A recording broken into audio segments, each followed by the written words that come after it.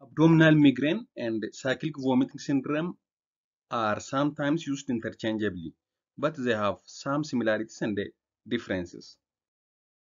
When we see their similarity, both conditions are linked to migraine headaches, throbbing pain that can cause nausea and make you more sensitive to light and the sound. Both happen most often in children, though kids usually outgrow them by the time they are teenagers. Between both, a person with either cyclic vomiting syndrome or abdominal migraine feels healthy and has no symptoms.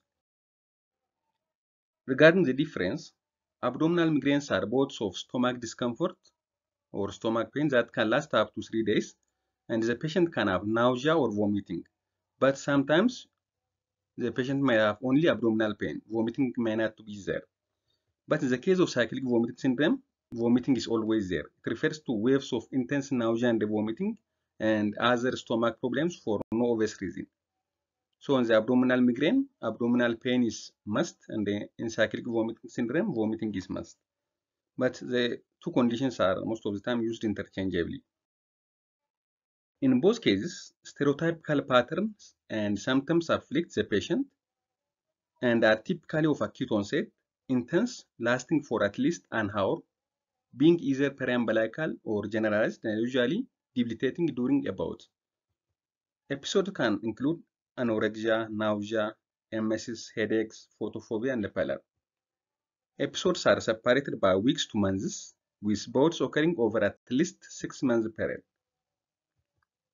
Between each attack, patients return to a baseline functioning and are symptom-free. Triggers include sleep hygiene disruption, fatigue, travel, and are usually alleviated by sleep. The differential diagnoses are a lot. It might be anatomical causes, infectious causes, inflammatory conditions that cause vomiting, hepatobiliary and pancreatic disorders, neurologic and metabolic conditions, psychiatric problems, and also anatomical obstruction of GI or urologic tract should be included as a differential and should be excluded till confirmed diagnosis is achieved. There are diagnostic criteria for abdominal migraine, and it must include all of the following occurring at least twice and the criteria fulfilled for at least 6 months before diagnosis. The first criteria is paroxysmal episodes of intense, acute periumbilical, midline, or diffuse abdominal pain lasting 1 hour or more. Episodes are separated by weeks to months of symptom-free, and the pain is incapacitating and interferes with normal activities.